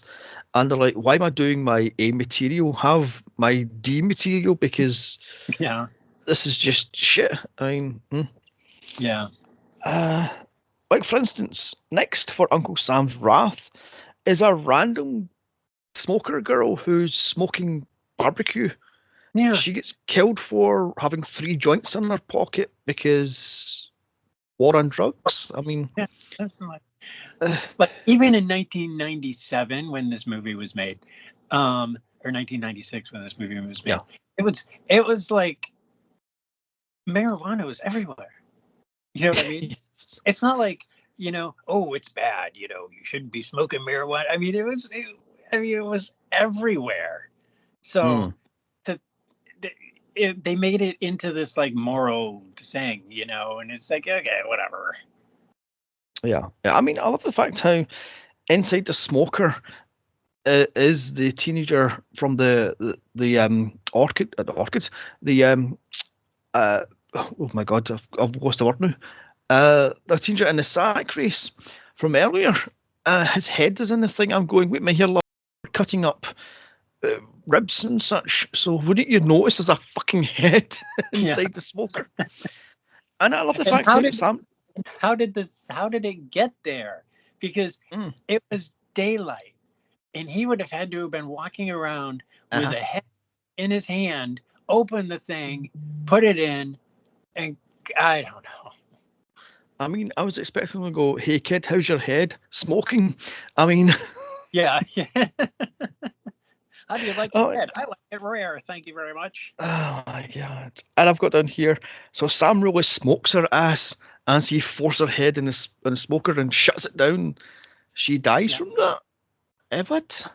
I think it would. I mean, I wouldn't, because I would know to stand up and get my head off of the burner. But maybe she's just not as bright as I am. Yeah. And moving on swiftly because we're nearly finished. Next to die is the dodgy congressman who Uncle Sam ties to the fireworks display. He crucifies the guy, and I'm like, yeah, right. As the whole town watches, I'm going. That was I liked that one, the way they did that. They did that really, really well, especially at the end of that big, huge, long scene, when he falls off of his perch, when the body just kind of drops, after all the fireworks had already gone off and everything. Because that looked creepy. I don't know how they did that, because I'm assuming they just used a dummy because of all the fireworks. I hope they made that dummy. But the way it fell was very human-like. It wasn't like this stuffed flailing thing that they used to throw off of cliffs in the 50s. Actually dropped like an actual human being, and it was kind of creepy. Although, did you notice that when the actor's tied to that, what the hell it was, a trellis, he has sparklers in his shirt? I'm like, they've tied this actor with actual sparklers. Fuck right off, you would not have me tied to that thing with half a dozen sparklers stuck to my chest. No, in this cheap piece of shit movie. No, and no. I mean, he looks terrified as they're lighting up. He's like, oh my god. I mean, so he literally was up at the 4th of July as Sam blows him up. I guess you could say he's a Roman candle in the wind. Yeah. Okay, moving on. That joke was terrible. Deputy Phil tries to stop this as he runs slowly up the hill, and he gets blown back and lands on Old Glory. He has a glorified death. I mean, I can't tell you how many times I fall backwards, and I fear that I am going to be stabbed by a flag being held by someone. Yeah, I'm sorry, but oh my god. So next, Barry's parents run off and leave him alone because she faints because she doesn't like fireworks. So why the fuck did she go to the fireworks display? Oh my god, she faints. I mean, someone was dying on the perch there, so maybe. But still.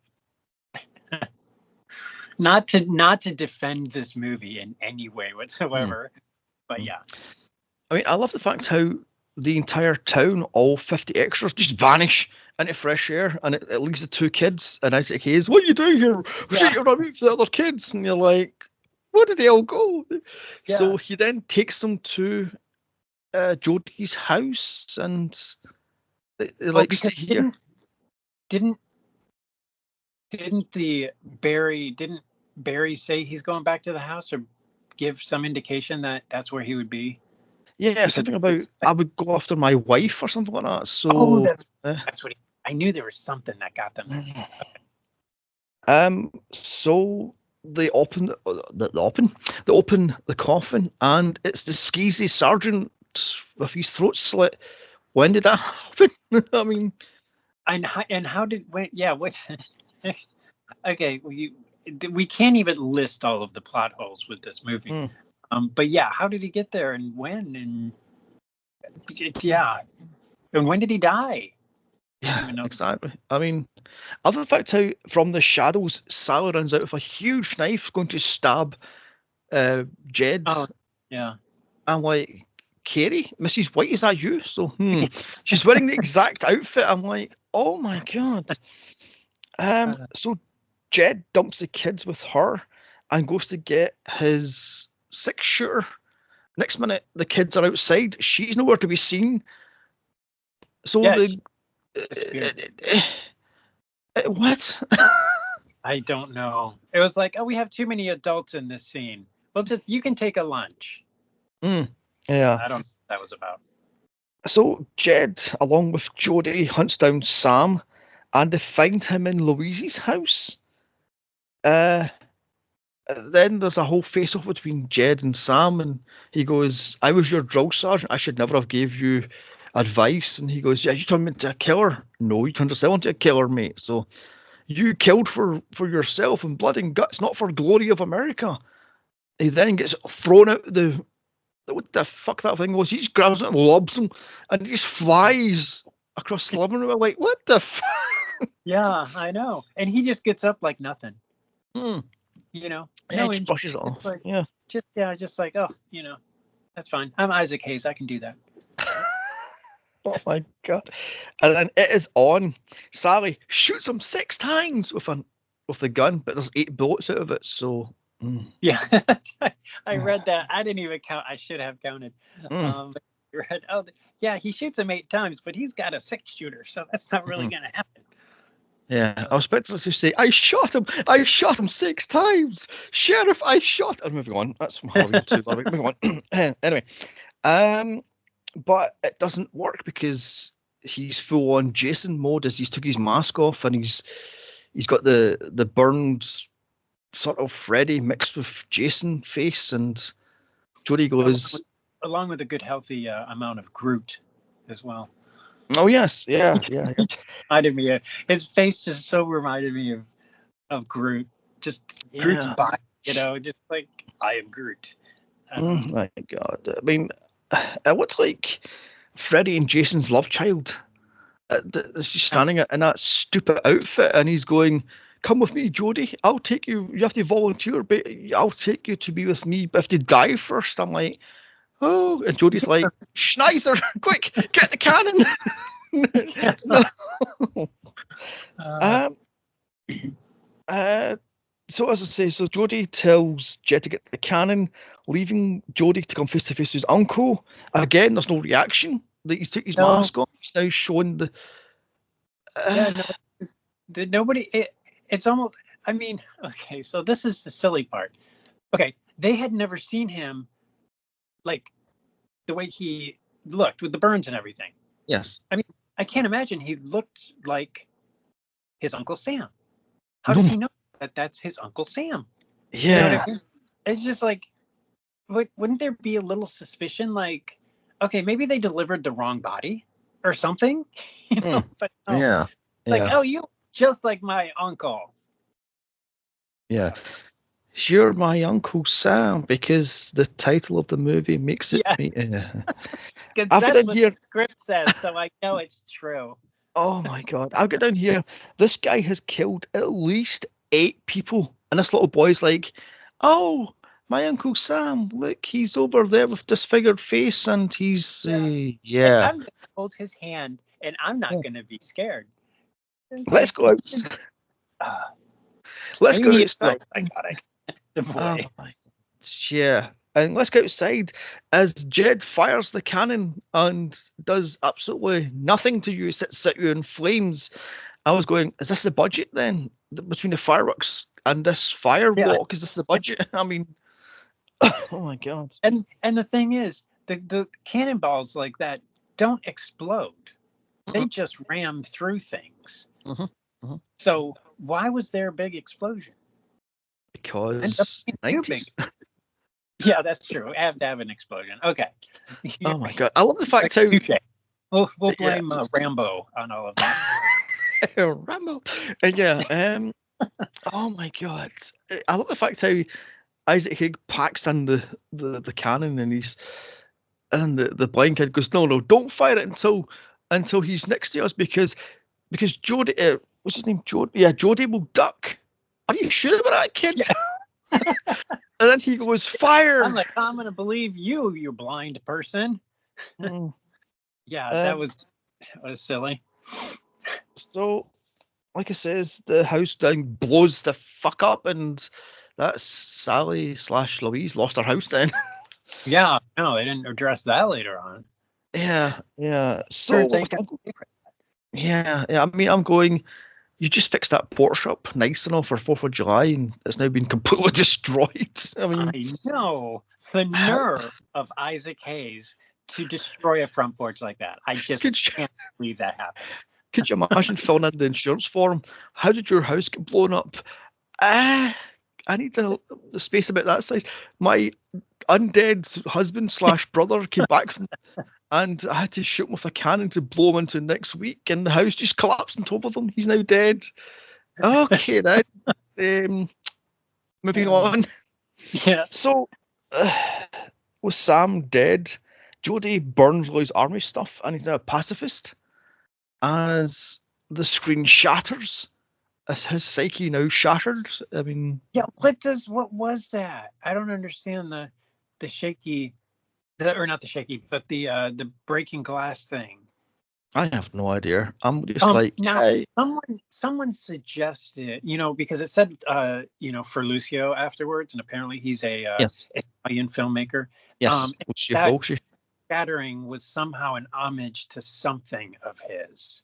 Yeah, to City of the Dead, which I've never seen because I don't do zombie movies, so no. No. But yeah, Lucio Fulci was the godfather of zombie movies. So Oh, that name is familiar to me now that you mentioned that. Oh, I love zombie movies. You know me and zombie movies. Love them. yeah, I'm not a great fan of zombie movies, so Best thing ever. Like I say, the only zombie movie I like is Return of the Living Dead 1, 2, and possibly 3. But the rest of them, they're hit or miss. I just don't like the ripping of the flesh and the pulling back the scalp and eating of the. No, I'm not. I don't like. Day of the Dead was not for you at all, because that's pretty. Day of the Dead, like super, like wonderfly gory. That's when I want.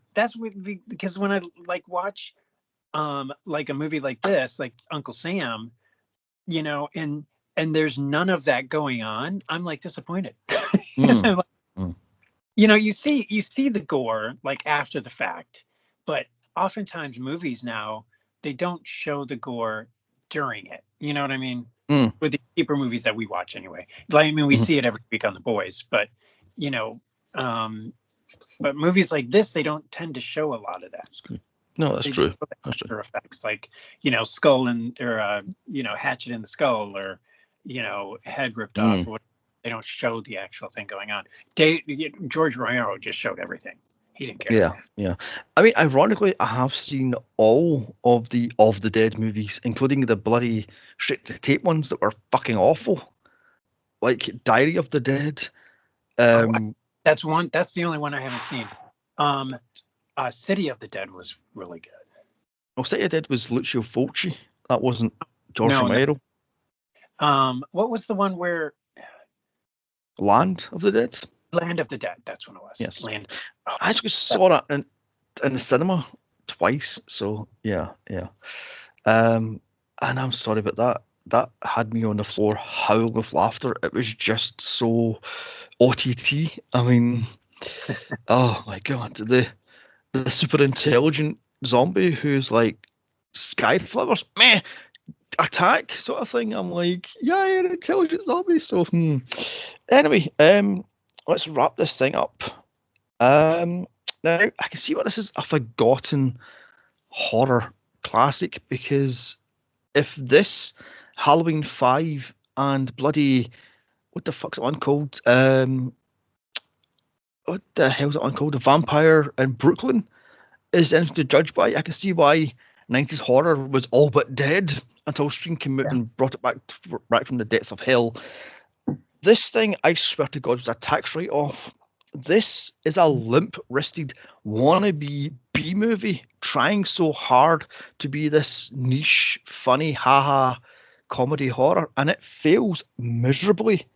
Everyone in this thing is highly unlikable.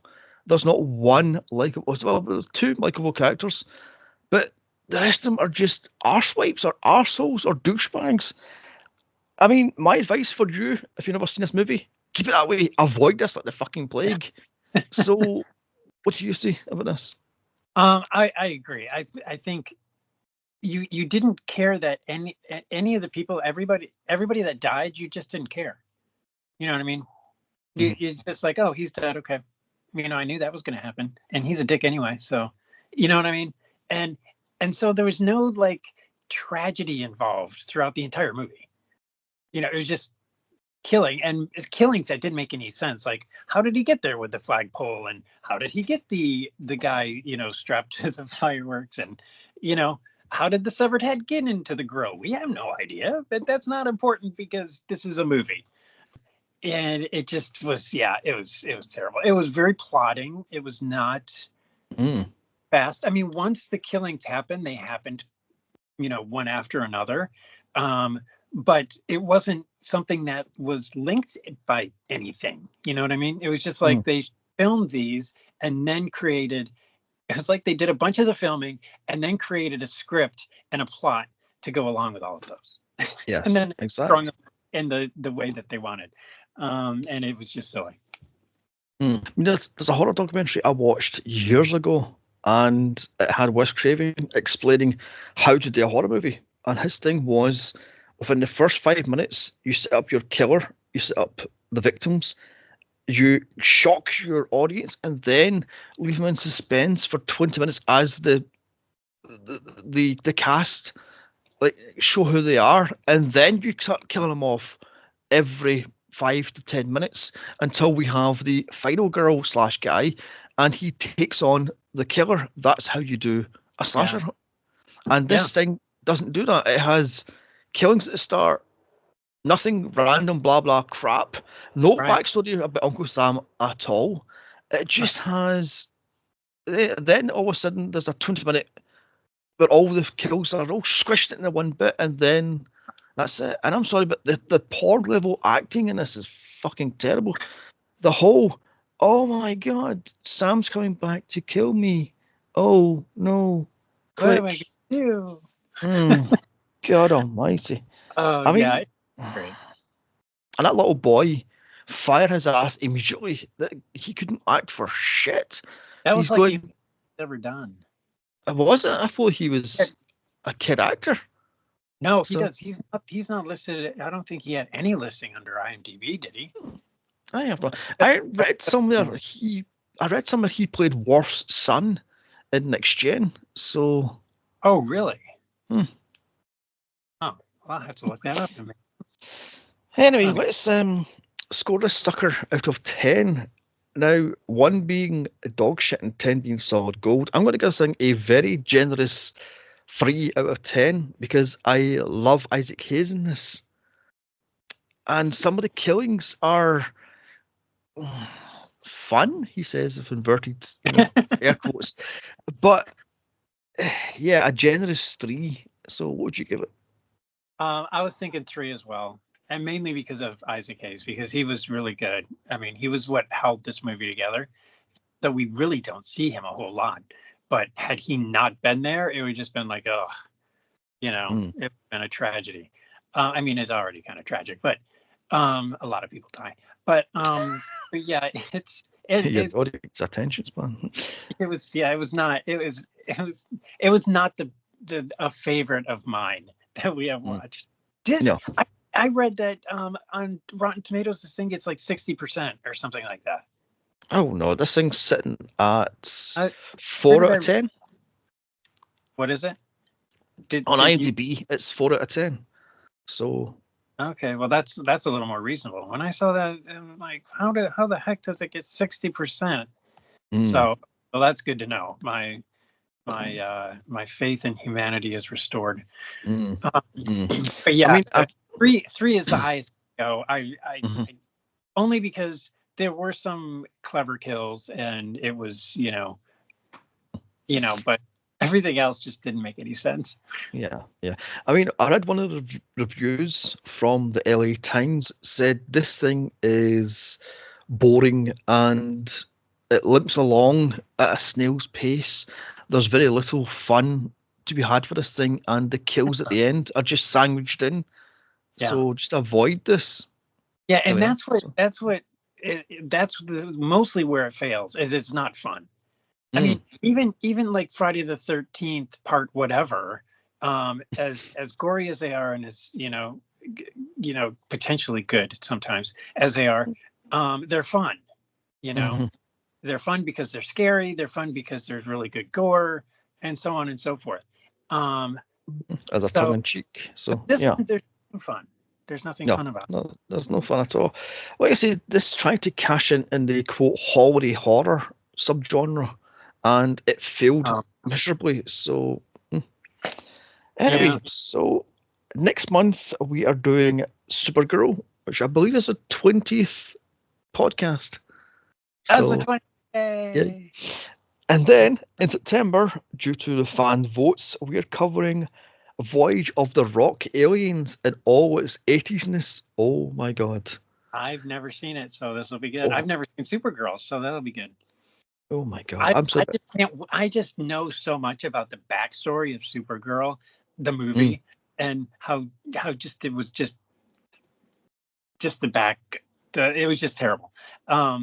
And so I'm really looking forward to watching the movie because I know so much of the backstory for the film.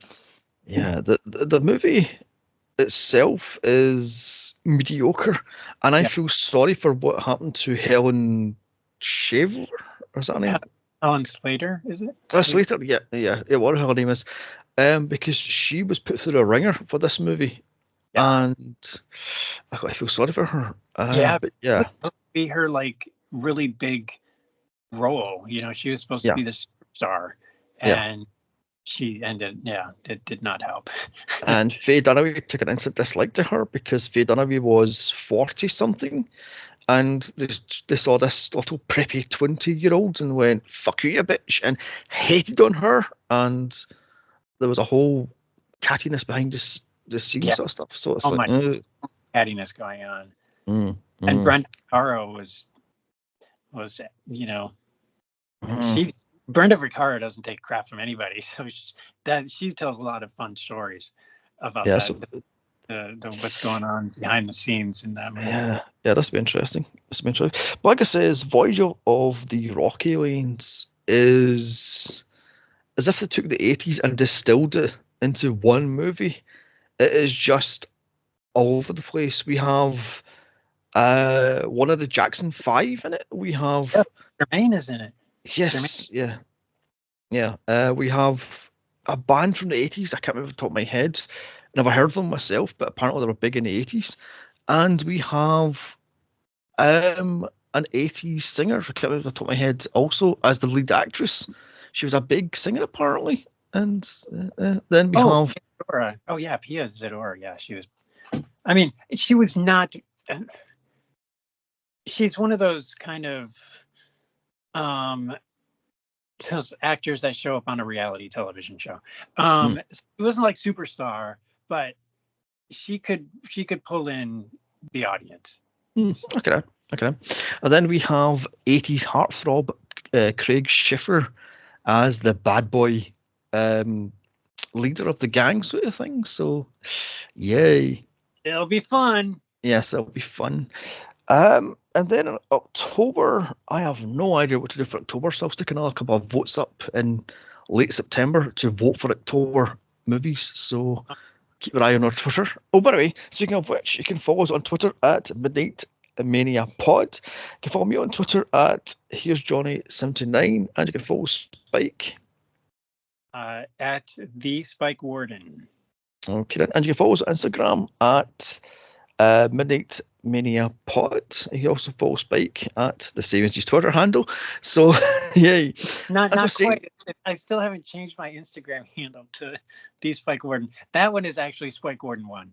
Oh, right. So I forgot about that. Yeah, oh dear. Like it says, in October, I'm going to stick up some more fan votes. So I have no idea what we're covering. Yeah, it'll be fun. I love putting it in the hands of the listeners because it's so much more fun. Because it's like you never know what they're gonna go with. Yeah, put it in the hands of the movie maniacs, and they can pick what they want for us to cover, so that would be joyful. Okay then. Right, so all I can say then is a bye and happy 4th of July. Yes, happy 4th of July. Bye-bye. Right then. Bye.